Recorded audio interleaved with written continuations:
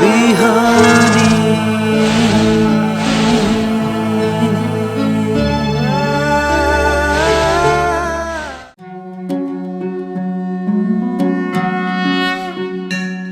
ओम स्वस्ति प्रजाभ्यः परिपालयन्तां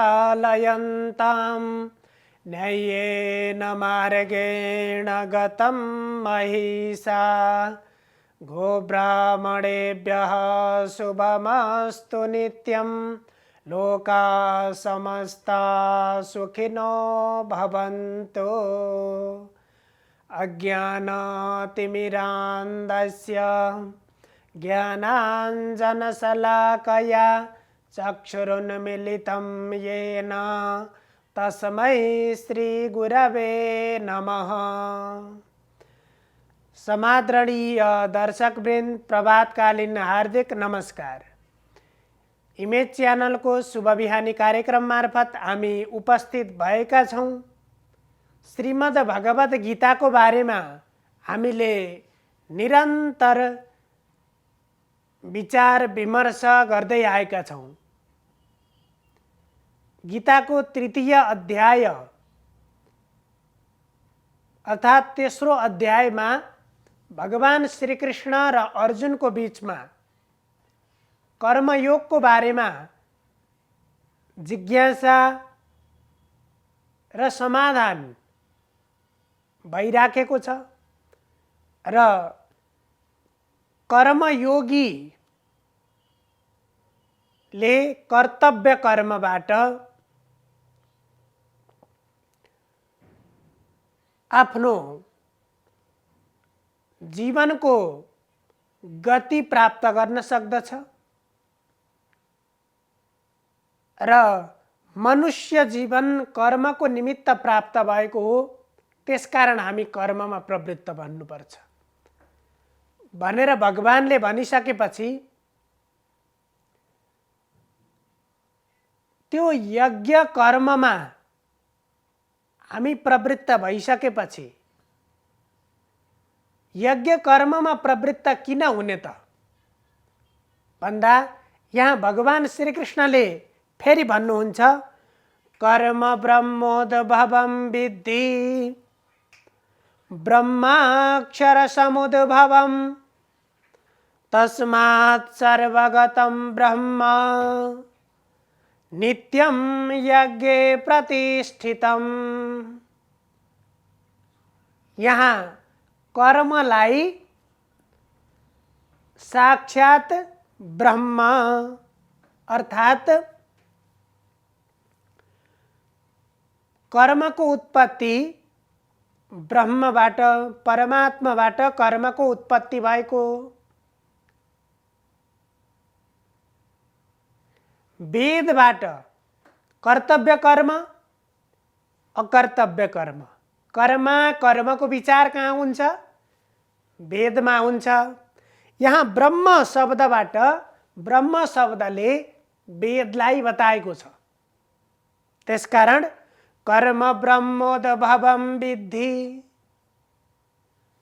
कर्मलाई तिमीले वेदबाट उत्पत्ति भएको हो, वेदबाट उत्पन्न भएको कर्म हो अर्थात् कर्तव्य कर्मलाई। यहाँ कर्म भन्नाले कर्तव्य कर्म अथवा यज्ञ कर्म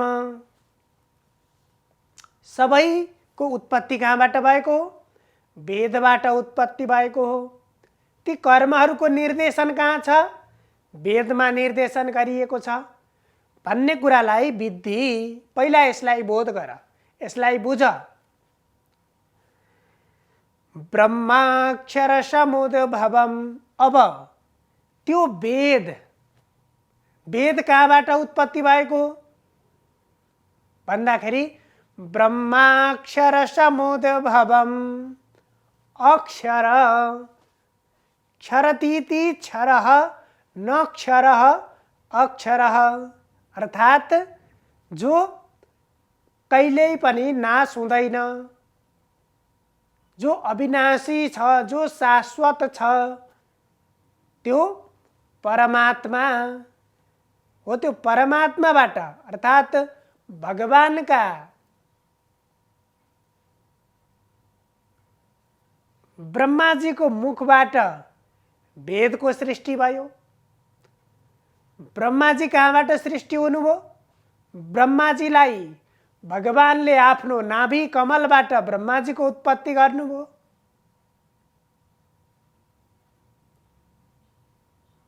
त्यसकारण तिमीले त्यो कुरा बोध गर। यहाँ अर्जुनलाई भगवानले भन्नुहुन्छ कर्मको उत्पत्ति वेदबाट भयो। वेदको उत्पत्ति ब्रह्माजीको मुखबाट, ब्रह्माजीको उत्पत्ति भगवानको नाभि कमलबाट भयो। अब हेर्नुस्, कर्म के हो भन्ने विषयमा हामी चर्चा गरिराखेका छौँ। कर्तव्य कर्मलाई किन अंगीकार गर्ने, कर्तव्य कर्मलाई किन पालन गर्ने? कर्म पालन नगरेर के हुन्छ? कर्मको पालन गरेर कसरी उत्कृष्ट हुन्छ? यी सबै प्रत्येक प्रश्नको उत्तर यहाँ भित्र छ। हामीले यो कुरालाई गम्भीर रूपमा मनन गर्नुपर्छ, चिन्तन गर्नुपर्छ र चिन्तन र मनन पश्चात मात्र यसलाई हामीले बोध गर्न सकिन्छ।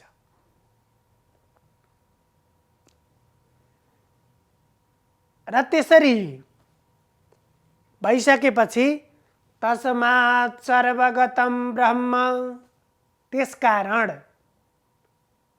ब्रह्म अर्थात् त्यो परमात्मालाई, त्यो परमात्मा भनेको, त्यो भगवान भनेको हामीले त्यही भगवत प्राप्तिको निमित्त त्यसैलाई जीवनको लक्ष्य ठानेका छौँ।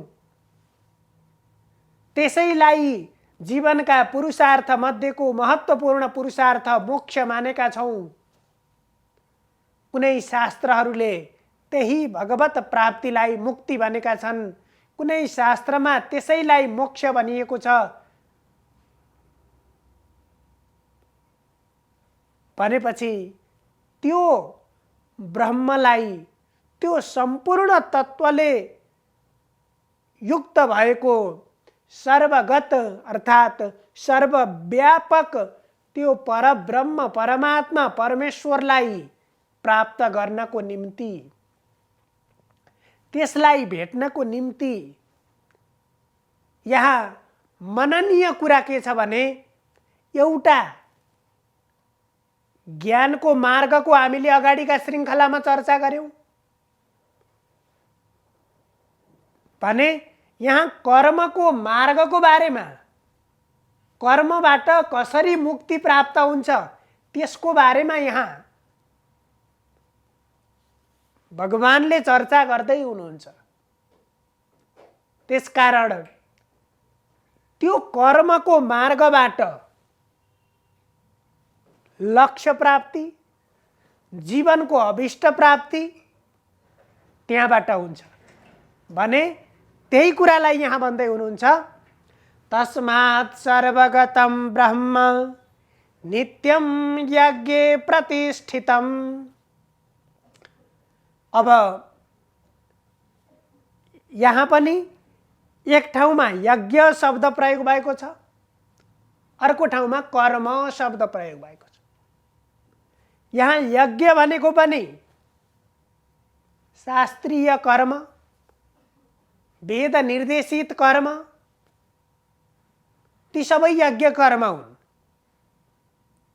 न कि हवनादि कर्मलाई मात्रै भगवानको पूजा गर्नु, चरुले आहुति दिनु मात्रैलाई यहाँ यज्ञ भनिएको छैन।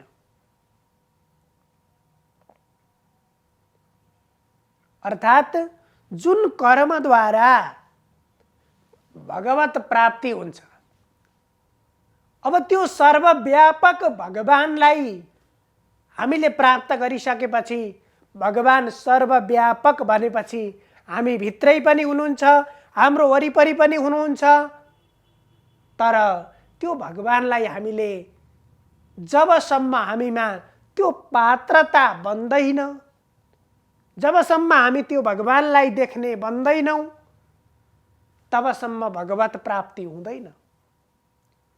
त्यसकारण यहाँ त्यसको निमित्त अब कर्मको माध्यमबाट मोक्ष कसरी प्राप्त हुन्छ, हाम्रो मनमा यो कर्मको श्रृङ्खलालाई, यो कर्मको बारेमा गरिएको वर्णनलाई हेर्दाखेरि यो जिज्ञासा उत्पन्न हुन्छ कि कर्मबाट भगवत प्राप्ति कसरी हुन्छ। त्यही कुरा यहाँ भन्दै हुनुहुन्छ कि भगवानका नाभि कमलबाट ब्रह्माजीको सृष्टि भयो, ब्रह्माजीका मुखारविन्दबाट वेदको सृष्टि भयो र वेदबाट उत्पन्न भएको त्यो कर्तव्य कर्म, वेदले निर्देशित गरेको त्यो कर्तव्य कर्म मानिसले अंगीकार गर्नुपर्छ। त्यो कर्मलाई अवलम्बन गर्नुपर्छ र त्यो कर्मलाई अवलम्बन गरिसकेपछि यहाँ कर्म भनेर निष्काम कर्मलाई मात्रै भनिएको छ।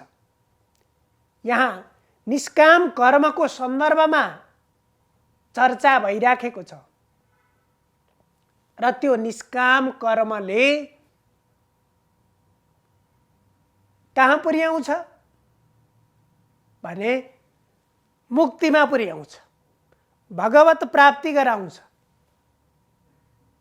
त्यसकारण तस्मात् सर्वगतं ब्रह्म, त्यसकारण त्यो सम्पूर्ण सर्वज्ञ सर्वव्यापक त्यो ब्रह्मलाई, त्यो ब्रह्म, त्यो भगवत भनेको यज्ञे नित्यम यज्ञे प्रतिष्ठितम, त्यो नित्य रूपमा यज्ञमा अर्थात् तिनै कर्ममा त्यो ब्रह्म, त्यो परमात्मा त्यही रहेको छ। यदि त्यो निष्काम कर्ममा हामी प्रवृत्त बन्न सक्यौं, हामी निष्काम भावले यदि हामी आफ्ना कर्तव्य कर्मलाई पूरा गर्यौं भने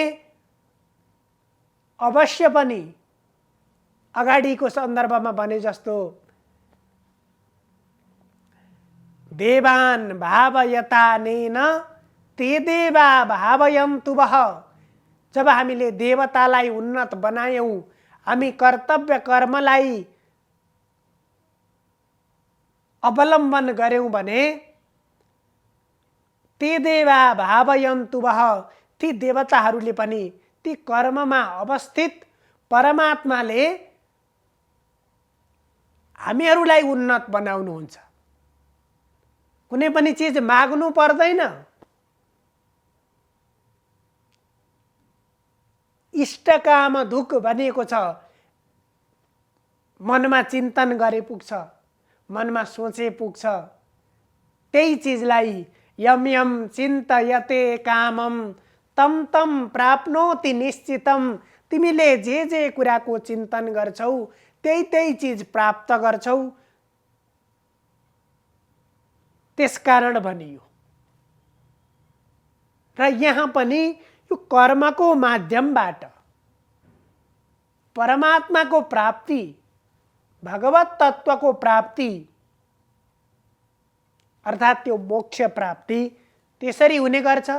त्यसकारण हामीले गर्ने वेद निर्देशित प्रत्येक कर्ममा भगवानको उपस्थिति छ र ती कर्मलाई हामीले विधिपूर्वक उत्साहपूर्वक ती कर्मलाई हामीले सम्पन्न गर्यौं भने त्यो कर्मको फल प्राप्त गर्नु भनेको भगवत प्राप्त गर्नु हो। त्यसकारण यो कर्मयोगको मार्गबाट पनि जब हामी सर्वप्रथम आफूमा निष्काम भाव विकसित गर्ने र त्यो भावनाबाट हामी त्यो कर्ममा प्रवृत्त बन्न सक्छौँ र त्यो कर्मबाट वेद निर्देशित कर्मको पालनाबाट इहलोके भुक्ति, यो जीवनमा हामीले चाहेको अभिष्ट प्राप्त गर्छौँ र यो जीवन पश्चात हामीले मुक्ति प्राप्त गर्छौँ, मोक्ष प्राप्त गर्छौँ। यसरी जो अर्जुन कर्ममा प्रवृत्त हुनको लागि उनको मनले मानिराखेको थिएन, उनी संशयमा परेका थिए र त्यस्ता अर्जुनलाई पनि यदि तिमीले साक्षात परमात्मालाई प्राप्त गर्ने हो भने तिमी कर्ममा प्रवृत्त बन, तिमीले कर्मलाई अंगीकार गर, त्यसपछि भगवत तत्व तिमीले प्राप्त गर्छौ, तिमीले मोक्ष पनि प्राप्त गर्छौ, यो युद्धमा पनि तिमीले विजय प्राप्त गर्छौ।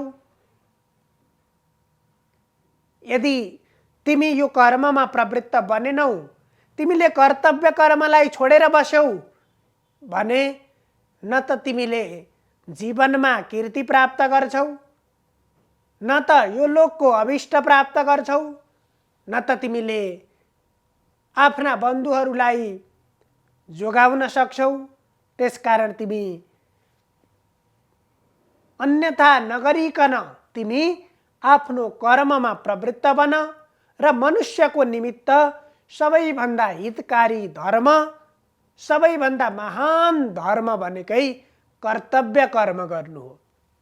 सर्वे भवन्तु सुखिनः, सर्वे सन्तु निरामया, सर्वे भद्राणि पश्यन्तु, मा कश्चित् दुःखभाग् भवेत्। हजुरहरूको दिन शुभ होस्। धन्यवाद।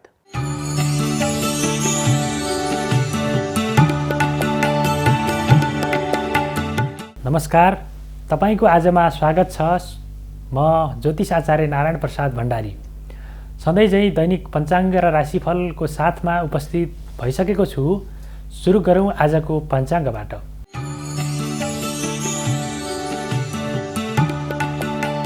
आज मिति 2078 साल माघ 8 गते शनिबार, तदनुसार 2022 जनवरी 22 तारिक, नेपाल सम्वत 1142, राक्षस नामक संवत्सर, सूर्य उत्तरायण, शिशिर ऋतु, माघ कृष्ण पक्ष चतुर्थी तिथि बिहान 7:41 रहनेछ। त्यसपछि पञ्चमी तिथि सुरु हुनेछ। पूर्व फाल्गुनी नक्षत्र बिहान 9:33 रहनेछ भने त्यसपछि उत्तर फाल्गुनी नक्षत्र सुरु हुनेछ। शोभन योग बालव करण बिहान 7:41 रहनेछ। त्यसपछि कौलव करण सुरु हुनेछ। आनन्दादि योगमा लुम्ब योग आज दिउँसो 3:36 चन्द्रमा सिंह राशिमा रहनेछन् भने त्यसपछि कन्या राशिमा प्रवेश गर्नेछन्। आज बिहान 9 बजेदेखि 10:30 बजेसम्म राहुकाल रहने भएकाले त्यस अवधिमा सम्भव भएसम्म कुनै पनि शुभ कार्यको थालनी नगर्नुहोला। आज होम रुद्री पूजाको लागि शुभ मुहुर्त रहेको छ। त्यसैगरी विवाह गर्न र नयाँ पसल खोल्नका लागि समेत आजको दिनमा शुभ साहित्य रहेको छ। काठमाडौँमा सूर्योदय बिहान 6:57 हुनेछ भने सूर्यास्त साँझ 5:35 हुनेछ। अब लागौँ 12वटा राशिहरूमा आजको दिनमा ग्रहहरूको प्रभाव के कस्तो रहेको छ भन्नेतर्फ।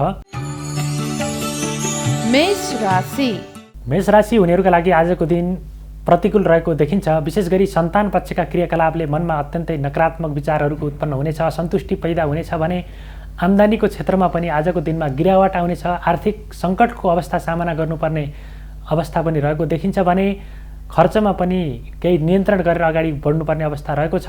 धनमालमा क्षति हुनसक्छ, चोरी हुनसक्छ। त्यसकारणले आफ्नो सम्पत्ति धन सम्पत्तिको चाहिँ विशेष सावधानी अथवा रेखदेख गरेर अगाडि बढ्नुहोला। वृष राशि हुनेहरूका लागि आजको दिन अत्यन्तै अनुकूल रहेको देखिन्छ। इष्टमित्र साथीभाइहरूले आजको दिनमा अत्यन्तै आत्मीयताका साथ अपेक्षा गरे अनुसारकै सहयोग गर्नाले आफ्ना आँटे ताकेका कामहरू पनि सिद्ध हुनेछन् भने सुखमा पनि वृद्धि हुनेछ। विलासिताका वस्तुहरूमा मन जानेछ, त्यस्ता खरिद गरिनेछ त्यस्ता सामग्रीहरूको। त्यसैगरी आजको दिनमा कार्यक्षमतामा पनि वृद्धि हुनेछ भने मनमा पनि सकारात्मक वृद्धि हुनेछ। नयाँ व्यक्तिसँगको सम्बन्ध विस्तार हुनेछ, नयाँ मित्रहरूसँगको परिचय हुनेछ भने आजको दिनमा बिग्रिएका सम्बन्धहरू पनि आजको दिनमा सुधार भएर जाने देखिन्छ। मिथुन राशि मिथुन राशि हुनेहरूका लागि आजको दिन केही प्रतिकूल रहेको देखिन्छ। विशेष गरी भाग्य बलको आजको दिनमा न्यून प्रभाव र कार्यक्षमतामा पनि न्यूनताको कारणले गर्दाखेरि आफूले इच्छा गरिएका कामहरू, आँटे ताकेका कामहरूमा केही अवरोध सिर्जना हुने, पुरा हुन नसक्ने अथवा दोहोऱ्याएर गर्नुपर्ने अवस्था पनि रहेको देखिन्छ। त्यसैगरी आजको दिनमा आफूले नगरेका गल्तीहरूबाट पनि आरोपित हुनुपर्ने, त्यसको अपजस बेहोर्नुपर्ने अवस्था रहेको देखिन्छ भने मुद्दा मामिला विवादहरूमा पनि आजको दिनमा संलग्न हुनुपर्ने अवस्था रहेको देखिन्छ। त्यसैगरी आजको दिनमा शत्रु पक्षबाट पनि केही प्रताडित बन्नुपर्ने, शत्रुहरू पक्षको आक्रमणमा पर्नुपर्ने सम्भावना पनि रहेको देखिन्छ। कर्कट राशि कर्कट राशि हुनेहरूका लागि आजको दिन अनुकूल रहेको देखिन्छ। विशेष गरी बोलीको सकारात्मक प्रभाव पर्ने देखिन्छ र नयाँ व्यक्तिहरूसँगको चिनजान सम्पर्कको कारणले गर्दाखेरि त्यसले भविष्यमा अत्यन्तै सकारात्मक नतिजा दिन सक्ने, महत्त्वपूर्ण व्यक्तिसँगको चिनजानले सकारात्मक उपलब्धि दिन सक्ने सम्भावना रहेको छ। त्यसैगरी आकस्मिक रूपमा धनलाभ हुन सक्छ, आशा मारिएको क्षेत्रबाट धन आगमन हुन सक्छ। त्यसैगरी आर्थिक कारोबारहरूमा पनि गतिशीलता आउन सक्छ, उन्नति हुन सक्ने सम्भावना रहेको देखिन्छ। पारिवारिक सम्बन्धमा पनि बिग्रिएको सम्बन्ध छ भने पनि त्यो सुधार भएर जानेछ भने नबिग्रिएको सम्बन्ध झन् मजबुत भएर अगाडि बढ्ने देखिन्छ। सिंह राशि सिंह राशि हुनेहरूका लागि आजको दिनमा मनमा अत्यन्तै सकारात्मक विचारहरूको प्रवेश हुनेछ। आत्मबल, आत्मविश्वासमा वृद्धि हुनेछ भने सामाजिक सांस्कृतिक कार्यहरूमा सहभागी भइनेछ। त्यसैगरी सामाजिक राजनीतिक व्यक्तिहरूले आफ्नो प्रतिष्ठा र आफ्नो साखलाई कायम राखेर समाजमा प्रभाव बढाउन सक्ने देखिन्छ। त्यसैगरी आजको दिनमा वैदेशिक यात्रामा रहनेहरूका लागि आजको दिनमा विशेष खालको कार्य जिम्मेवारी, विशेष खालको अवसर अथवा पदोन्नति प्राप्त हुने सम्भावना पनि रहेको देखिन्छ। त्यसैगरी आजको दिनमा सन्तान पक्षका क्रियाकलापले पनि मनमा सकारात्मक विचारको उदय गराउनेछ भने प्रेम प्रणय सम्बन्धी सम्बन्धमा पनि आजको दिनमा थप सुमधुर, थप सशक्त भएर अगाडि बढ्ने देखिन्छ। कन्या राशि कन्या राशि हुनेहरूका लागि आजको दिन प्रतिकूल रहेको देखिन्छ। विशेष गरी अनावश्यक क्षेत्रमा धनको खर्च हुन सक्ने सम्भावना रहेको देखिन्छ भने मुद्दा मामिला विवादहरूमा पनि आजको दिनमा अल्झिनुपर्ने अवस्था रहेको छ। बोलीमा अत्यन्तै नियन्त्रण गरेर अगाडि बढ्नुहोला। चोटपटकको सम्भावना पनि रहेको देखिन्छ भने शरीरमा पनि रोग व्याधिको आक्रमण बढ्ने देखिन्छ। त्यसैगरी आजको दिनमा अध्ययन अध्यापन, बौद्धिक तथा सृजनशील कार्यहरूबाट पनि अपेक्षित रूपमा इच्छा गरे अनुसारको प्रतिफल प्राप्त गर्न नसकिने अवस्था पनि रहेको देखिन्छ। तुला राशि तुला राशि हुनेहरूका लागि आजको दिनमा आय आर्जनका विभिन्न माध्यमहरूले पछ्याउने छन्। त्यसैगरी रोजगारीका नयाँ सम्भावना, अवसरहरू प्राप्त गर्ने सम्भावना पनि रहेको देखिन्छ भने राज्य पक्षबाट मान सम्मान प्राप्त गर्ने, पदोन्नति प्राप्त गर्ने, त्यसैगरी आजको दिनमा सेवाग्राहीसँगको सम्बन्धमा पनि थप सुमधुरता हुने, आफ्नो जिम्मेवारी कुशलताका साथ पुरा गर्न सकिने सम्भावना रहेको छ। त्यसैगरी आजको दिनमा प्रेम सम्बन्धमा पनि सफलता प्राप्त गर्न सकिनेछ भने शरीरमा पनि आरोग्यता र स्वस्थताको उपस्थिति हुने देखिन्छ। वृश्चिक राशि वृश्चिक राशि हुनेहरूका लागि आजको दिनमा शुभ समाचारले मन अत्यन्तै उत्साहित बनाउनेछ। लामो समयदेखि रोकिएका कामहरू आजको दिनमा पुरा भएर जानेछन् भने लामो समयदेखि प्रतीक्षा गरिएको नतिजाले पनि आजको दिनमा सकारात्मक प्रभाव अथवा उल्लासमय अवस्था मनमा उत्पन्न गराउने देखिन्छ। त्यसैगरी आजको दिनमा साझेदारीबाट गरिएका कामहरूले पनि उचित प्रतिफल, उचित नतिजा प्राप्त गर्नेछन्। त्यसैगरी बलिको प्रभाव सकारात्मक रूपमा बढेर जानेछ भने अपरिचित व्यक्तिको चिन्जान हुनेछ र त्यसले दीर्घकालीन रूपमा पनि अत्यन्तै सघाउ पुर्याउने देखिन्छ। धनु राशि धनु राशि हुनेहरूका लागि आजको दिन केही चुनौतीपूर्ण अवस्थामा रहेको देखिन्छ। विशेष गरी आफूले गरेका कामहरूबाट उचित प्रतिफल प्राप्त गर्न नसकिने, काममा बीचमा बाधा व्यवधानहरू उत्पन्न हुने र शत्रुहरूले पनि आफ्ना कार्यमा केही बाधा अवरोधहरू सिर्जना गर्ने अवस्था रहेको छ। प्रतिस्पर्धात्मक क्षेत्रहरूमा, प्रतिस्पर्धात्मक क्रियाकलापमा सहभागी हुनेहरूले आजको दिनमा शत्रुहरूलाई जितेर अगाडि बढ्नुपर्ने चुनौती रहेको छ। शत्रुहरूको प्रभाव आजको दिनमा बढी हुनाले शत्रुहरूलाई जित्न आजको दिनमा मुस्किल पर्ने देखिन्छ। त्यसैगरी आजको दिनमा धनमालको चोरी हुन सक्ने सम्भावना पनि रहेको छ। तथापि प्रेम सम्बन्धमा भने आजको दिनमा सुधार भएर अगाडि बढ्ने देखिन्छ।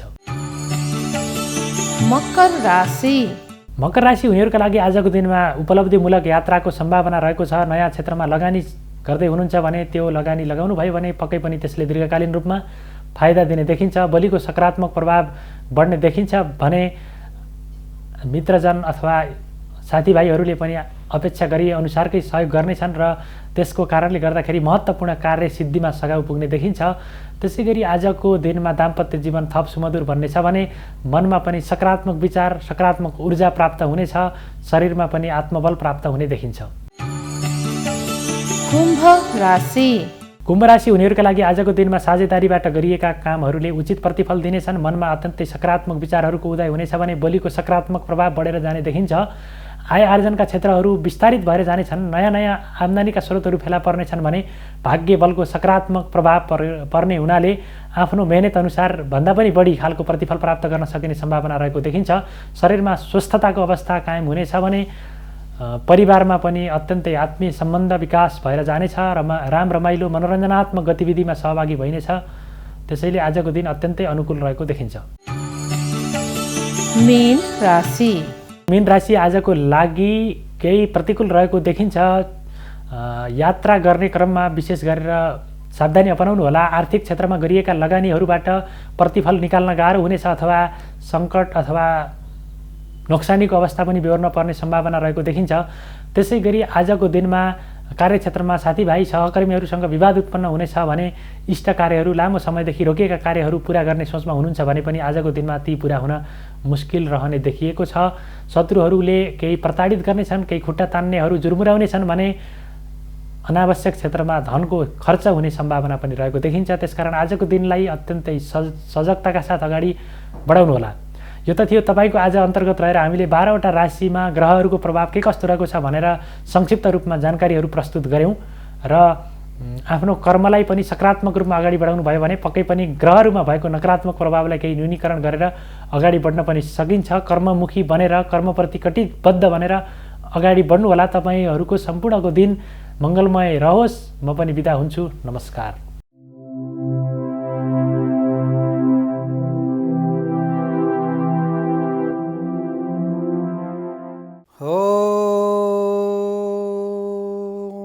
ब्रह्मा मुरारी त्रिपुरञ्जकारी भानु शशि भूमि सुतो बुधश्च गुरुश्च शुक्र शनि राहु केतव नवैग्रह शान्तिकर भवन्तु। नमस्कार, यहाँहरूलाई स्वागत छ वास्तु विधामा। आदरणीय सज्जन भक्तवृन्द, आजको विषय प्रसङ्ग लिएर हजुरहरूको माझमा उपस्थित भएको छु। म ज्योतिष पण्डित विदुर नेउपाने। आज यो संसारमा मनुष्यहरू किन दुखित छन्, मनुष्यहरूलाई किन कष्ट भइरहेको छ भन्दा जसले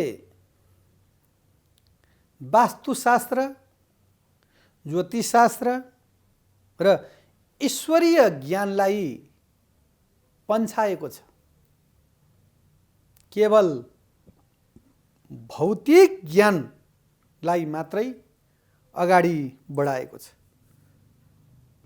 कसरी धन हुन्छ, कसरी सम्पत्ति हुन्छ, कसरी म राम्रो हुन्छु भन्ने मात्रै व्यक्तिको इच्छा आकाङ्क्षा छ।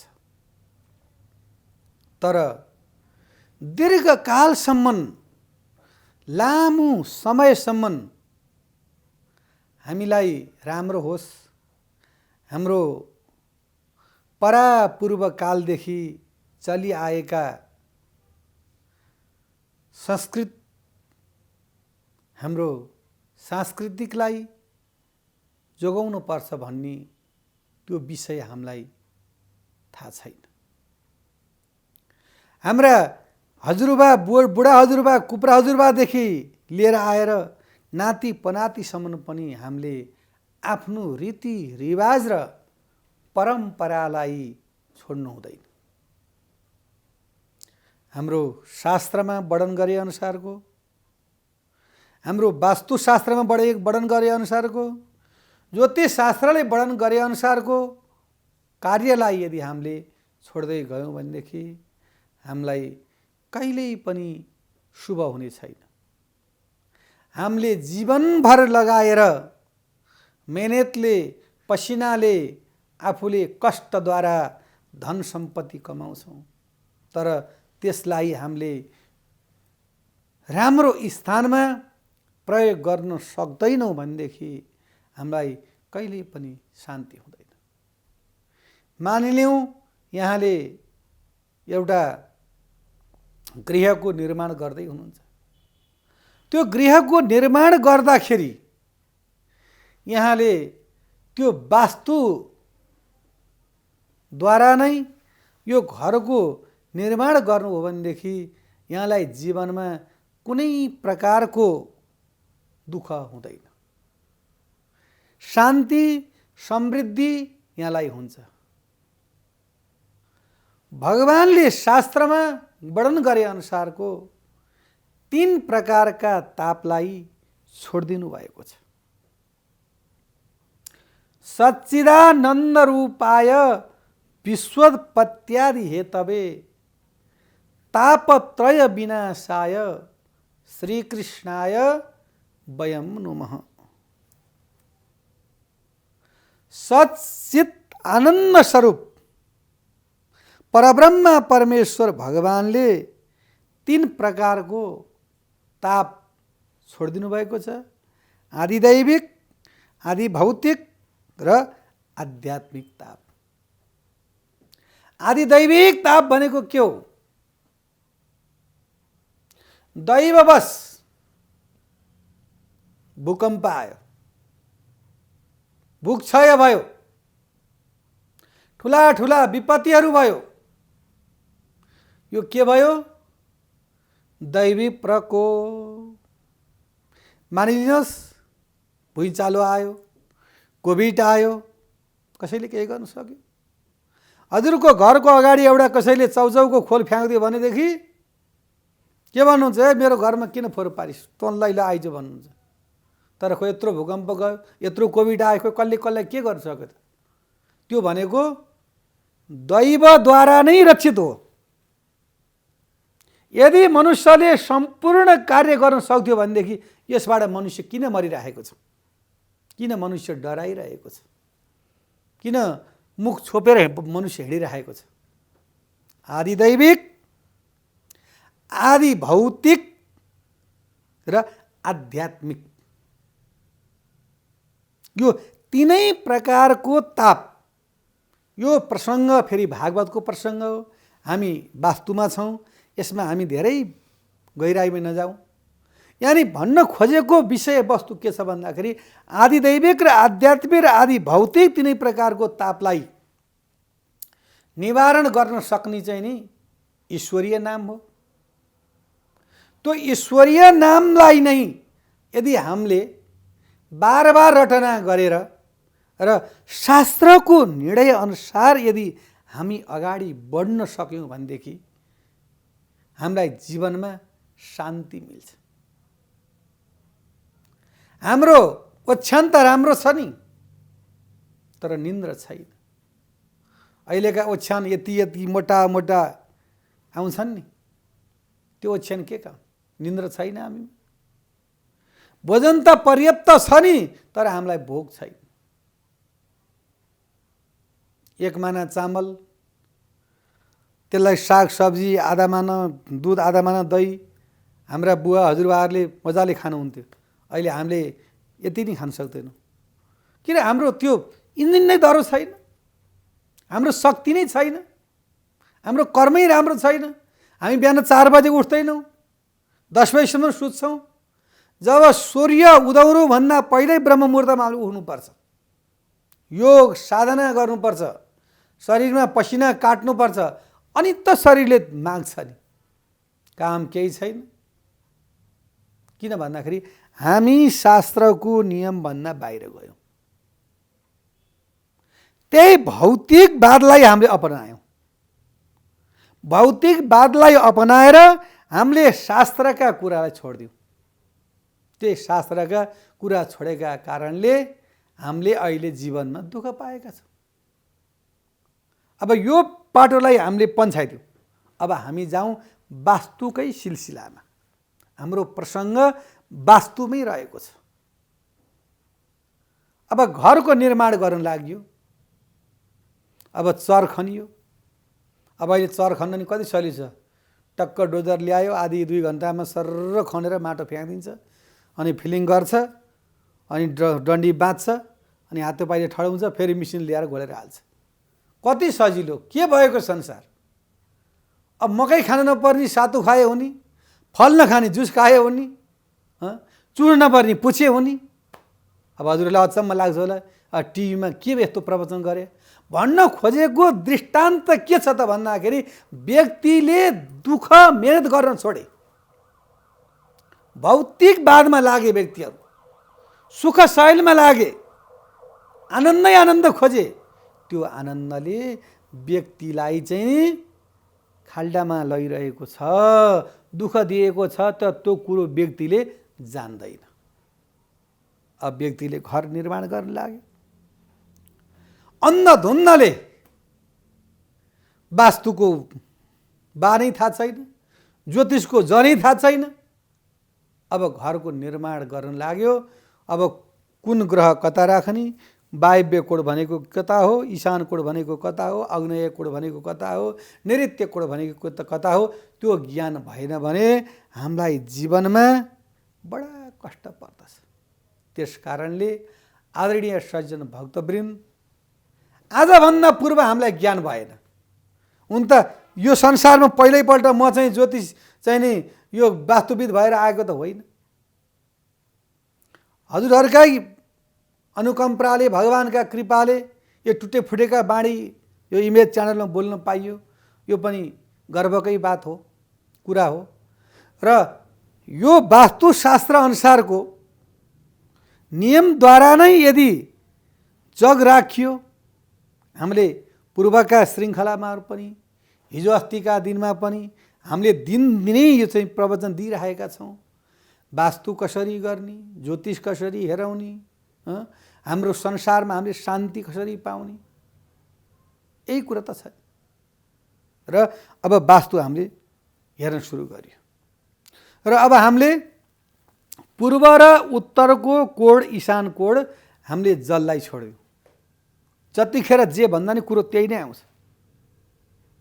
अब हामीले दक्षिण र पूर्वको कोणलाई, अग्निलाई छोडिदियौँ, र दक्षिण र पश्चिमको कोणलाई चाहिँ नि नैऋत्यलाई छोडिदियौँ, र पश्चिम र उत्तरको कोणलाई चाहिँ नि वायव्य दिशालाई छोडिदियौँ। अब हाम्रा कतिवटा दिशा भए? पूर्व, पश्चिम, उत्तर र दक्षिण त हाम्रा चाडा छँदैछ। अब त्यहाँ शाखा आए, अरू त्यहाँ शाखाको कतिवटा आए? चाडा आए। 4 4 8वटा शाखा भए। अब त्यो 8वटा शाखा मध्येमा त्यो कुन कुन शाखामा कस्तो प्रकारको कर्म गर्ने हो, त्यो कुरालाई हामीले जान्न पर्यो। ईशान कोणको शाखामा जल राख्नु पर्यो, सबभन्दा तल जल भयो। अनि माथि गएर हामीले भगवानलाई स्थापना गर्नु पर्यो। आग्नेय कोणमा सुरुदेखि नै यदि हामीले फ्ल्याट सिस्टमको घर बनाएका छौँ भनेदेखि तलै तलै तलै तलै पछि हामीले चाहिँ त्यसलाई चाहिँ भान्सागृह, किचन बनाउँदै जानु पर्यो। यदि हामीले पश्चिमका तर्फमा शौचालय प्रयोग गरेका छौँ भने त्यो सुरुदेखि नै माथिसम्म त्यही अनुसारको हामीले मिलाउँदै जानु पर्यो। र जुन पहिलो फ्लोरमा पश्चिम र दक्षिणको कोठामा यदि घरमुली सुत्नुहुन्छ भनेदेखि दोस्रो मानि घरमुली सुत्न उपयुक्त हुन्छ, तेस्रो मानि त्यही नै विषय प्रसङ्ग लागु हुन्छ, चौथो मानि त्यही नै लागु हुन्छ। र अब रह्यो गेट कसरी बनाउने, भर्याङहरू कसरी निर्माण गर्ने, भर्याङहरू सुल्टा उल्टा भनेका के हुन्, र भर्याङमा कतिवटा खुड्किला हुनुपर्छ, त्यो विषयमा हामी चर्चा परिचर्चा गर्न गइरहेका छौँ। अब हामीले घरको नक्सा बनायौँ, हात्ती पाइले पनि ठड्यायौँ। अब त्यति गर्ने बित्तिकै हामीलाई घरको माथिल्लो माथिल्लो माथिल्लो तलामा जानलाई भर्याङको आवश्यक पर्यो। र त्यो भर्याङभन्दा अगाडिको ढोका र त्योभन्दा बाहिरको जुन फलामको मेन ठुलो गाडी छिर्ने गेट हुन्छ, त्यो गेट र भित्री गेट आम्ने सामने पार्नु हुँदैन। केही न केही अलिकति त्यसलाई चाहिँ नि डिस्टेन्स यानि फरकमा राख्नु पर्दछ। अब त्यो फरकबाट पनि यदि हामी भित्र प्रविष्ट गरेर गयौँ अनि त्यो हामी भित्र गइसकिसकेपछि अनि हाम्रो भर्याङमा अब जसरी हामी अब मानिलिउँ हाम्रो घर पूर्व फर्केको छ, मानिलिउँ हाम्रो घर चाहिँ नि पश्चिम फर्केको छ भने पश्चिमबाट हामी पूर्वतर्फ जाँदाखेरि हाम्रो दाहिने हातले त्यो रेलिङलाई हामीले चाहिँ नि समाएर माथि जानु पर्यो। यदि उत्तर मोडाको हजुरको घर छ भनेदेखि हजुरको चाहिँ नि देब्रे हात पूर्व दिशामा र दायाँ हात चाहिँ के त भन्दाखेरि पश्चिम दिशामा भएर माथि जानु पर्यो। फेरि भर्याङ पनि के छ त भन्दाखेरि दुई प्रकारका भर्याङ छन्। एउटा कैँची भर्याङ छ, यसरी गयो फेरि तीबाट फर्केर आयो। अर्को भर्याङ छ, तीन प्रकारका स्टेप, सुरुमा गयो बिचमा फेरि गोलो छ, त्यहाँबाट फेरि फर्केर आयो। ओ त्यस्तो भर्याङ चाहिँ नि वास्तुशास्त्र अनुसारले राम्रो मानिन्छ। यदि हाम्रो जग्गा कम छ, अब हाम्रो भूमिले दिँदैन भनेदेखि कैँची भर्याङमा पनि त्यस्तो प्रकारको फरक त पर्दैन। र अब त्यो भर्याङबाट जब हामी माथि जान्छौँ र हाम्रो चाहिँ के त भन्दाखेरि फ्ल्यास सिस्टमको अब यो तला भन्दा चोटो भन्दा कोठा भन्दा बुइकेल भन्दा हजुरहरूले अब पुराना बाआमाले त बुझ्नु होला, फेरि अहिलेका नयाँ न्यू जेनेरेसन भाइ बहिनीहरूले बुझ्नुहुन्न होला। हुन त हामी संस्कृत पढेका मान्छे, हामीले अङ्ग्रेजी वर्डहरू धेरै प्रोनाउन्सिएसन गर्न पनि त्यति जान्दैनौँ, गर्न पनि नहुने। अब कुनै कुनामा त्यस्तो कुराहरू निक्लिन्छ। अब अहिले तलामा बस्ने भन्दा काठमाडौँवाली मिल्दैन, फ्ल्यास सिस्टम भन्नु पर्यो। त्यस कारणले अब त्यो माथि टक्क गइसकेपछि अब एउटा चाहिँ नि 3 कोठाको फ्ल्याट होला, 4 कोठाको फ्ल्याट होला र त्यसमा चाहिँ नि भिन्न के छ त भन्दाखेरि ढोका हुनुपर्छ। तलको मेन गेट भन्दा त्यो माथिको ढोका सेक सानो र त्यो ढोका सकेसम्म बन्द होस् र त्यो फ्ल्याटको व्यक्तिले के पकाउँछ, के बोल्छ र त्यसले गरेका ती क्रियाकलापहरू नेगेटिभ भाइब्रेसनहरू माथिल्लो फ्ल्याटको व्यक्तिलाई थाहा नहोस्। र त्यो जुन घरमुली पनि जब दोस्रो तला या तेस्रो तला माथि बस्नुहुन्छ भनेदेखि उहाँले पनि आफ्नो तलालाई बन्द राख्नु पर्दछ र त्यो घरमुली चाहिँ फेरि शयन गर्दाखेरि उत्तर दिशामा होइन दक्षिणी तर्फमा दक्षिणी ध्रुवमै सिरानी या पूर्व दिशामा सिरानी गरेर यदि सुत्नुभयो भनेदेखि उहाँलाई राम्रो हुन्छ। उहाँ चाहिँ वास्तु हेर्नु भएन, उत्तर दिशामा सुत्दिनु भयो, वायव्य दिशामा सुत्नु भएको छ र त्यो जुन तल्लो फ्लोरमा बस्ने व्यक्ति चाहिँ नि यदि दक्षिणी ध्रुवलाई लिएर उसले चाहिँ नि सुत्छ भनेदेखि त्यो व्यक्ति त्यो घरबाट कहिले पनि जाँदैन। अनि सम्पूर्ण श्रेय भनेको चाहिँ राम्रो चिज त्यो व्यक्तिले पाउँछ। कति हजुरहरूलाई त जानकारी नै होला नि, कति घरमा व्यक्ति बस्छन्, 10औं वर्ष बस्छन्, जानै मान्दैनन्, कोही भाडै दिँदैन, बसिरहन्छन्, जाँदै जाँदैनन्, कसैले पुलिसलाई लाउनुपर्छ, कोही निवेदनै दिनुपर्छ, कोही झगडा गर्छन्, अनेक प्रकारको समस्याहरू आइलाग्छ। कारण के छ त भन्दाखेरि यही वास्तुकै चाहिँ नि विधाहरू नमिलेका कारणले आज आएर 21औं शताब्दीमा आएर ज्योतिषशास्त्र हेर्ने, हात हेर्ने, वास्तु हेर्ने, माटो चेक गराउने कति बढेको छ हेर्नु त। आज हामी 52-53 सालतिर वृन्दावनमा अध्ययन गर्न जाँदाखेरि कोही भागवतै ल्याउँदा थिएनन्, कोही चिनै देखाउँदा थिएनन्। किन गइयो होला नि, हामीले के गरेर खाने भन्ने ठानेका थियौँ। जब पढेर उताबाट चाहिँ नि डिग्री आचार्य गरेर आइयो, यहाँ आएपछि त मारामार हात हेर्ने, झारफुक गर्ने, अनेक प्रकारका कामहरू सम्पूर्ण चलिरहेका छन्। किन भन्दाखेरि व्यक्तिमा दुःख भयो, कष्ट भयो, शान्ति भएन। पैसा त व्यक्तिसँग पैसै पैसा छ। हाम्रा पालामा त 2 रुपियाँमा चक्रपथ सबै घुम्न पाइन्थ्यो। अब अहिले 50 रुपियाँ कति लिन्छ, 40 रुपियाँ लिन्छ। तर व्यक्तिसँग कति पैसा छ, तर व्यक्ति शान्ति छैन व्यक्तिमा।